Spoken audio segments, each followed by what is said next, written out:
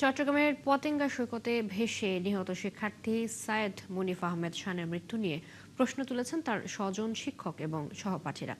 তারা বলছেন এটি একটি পরিকল্পিতভাবে হত্যাকাণ্ড, কারণ যাদের সাথে শান সমুদ্রে গিয়েছিল তারা কেউ পরিবারকে মৃত্যুর তথ্য দেয়নি। এর মধ্যে চক্রটি পরিবারের কাছ থেকে মুক্তিপণ আদায় করে। অবশেষে 3 দিন পর চট্টগ্রাম হালিশহর মডার্ন স্কুলের শিক্ষার্থী শানের মরদেহ চিহ্নিত করে স্বজনরা। প্রণবেশ চক্রবর্তী প্রতিবেদন, ক্যামেরা ছিলেন জহিরুল ইসলাম। শনিবার দুপুর 12টার দিকে পরীক্ষা শেষ করে স্কুল থেকে বের হয়ে যান হালিশহর মডার্ন স্কুলের নবম শ্রেণীর শিক্ষার্থী মুনিফ আহমেদ শান।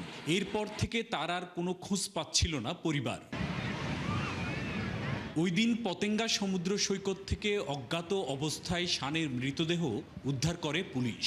সামাজিক মাধ্যমে পুলিশের দেয়া তথ্য জেনে 3 দিন পর চট্টগ্রাম মেডিকেল কলেজ হাসপাতাল মর্গে মৃতদেহ শনাক্ত করে স্বজনরা।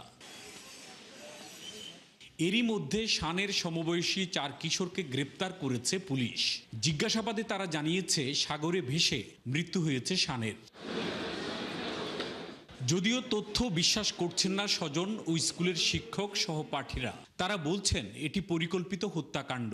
আমাদের দাবি, আমাদের শানের মৃত্যুর পিছনে যারা দায়ী ছিল তাদের সঠিক বিচার করা। আমরা চাই শানের বিচারটুকু পাওয়া। আমরা চাই ওরকে যারা মারছে বা ওর মৃত্যুর পিছনে যারা দায়ী ওদের কঠোর শাস্তি হোক। আমি কখনো কল্পনাও করিনি আর কখনো ক্লাসে ও থাকবে না, আমি বুঝাইতে পারবো না, আমার খুব কষ্ট লাগতেছে। আমার মনে হয় কোনো কিছু কিন্তু জড়িত আছে ভাই। এটা প্রশাসন, আমার আহ্বান থাকবে আমার স্কুলের পক্ষ থেকে, আমার সন্তান তুল্য সবাই সঠিক তদন্ত করে সঠিক ঘটনাটা উদ্ঘাটন করে সঠিক বিচারের আওতায় আনুক যদি দোষী হয়ে থাকে। শানের বাবা জানান, গ্রেপ্তার কিশোররা বিভিন্ন সময় বিভিন্ন রকম তথ্য দিয়ে তাদের বিভ্রান্ত করেছে। নিখোঁজের পর ছেলের কণ্ঠ শুনিয়ে মোবাইল ফোনে তার কাছ থেকে 60,000 টাকা মুক্তিপণ আদায় করা হয়েছে। সাগরের ঢেউয়ে ফানি খাই ফেলছে, আমরা তারা ধরি তুলতে পারি নাই, সেটা একদম মিথ্যা কথা। ধরলে তুলতে পারবো না কেন? সে সাগরের বাসি চলে গেছে এবং এটাও বলছে তার ব্যাগটাও আমরা ফেলে দিয়েছি। ব্যাগটা ফেলে তোরা কত হারামি, পরিকল্পিত হত্যা ভাই। এখনও সত্যটা আমার মনে হচ্ছে বের হয়নি। সিএমপির উপপুলিশ কমিশনার জানান, ঘটনার তদন্ত চলছে। এটি হত্যাকাণ্ড কিনা ময়না তদন্ত রিপোর্ট আসলে পরিষ্কার হবে। এটা হত্যাকাণ্ড নাকি এটা দুর্ঘটনা, এটা আসলে তদন্ত, যেটা আমরা পোস্টমর্টেম রিপোর্টের জন্য দিয়েছি, পোস্টমর্টেম করা হয়ে গেছে।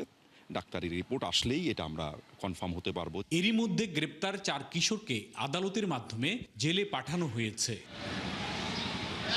প্রণবেশ চক্রবর্তী, 71, চট্টগ্রাম।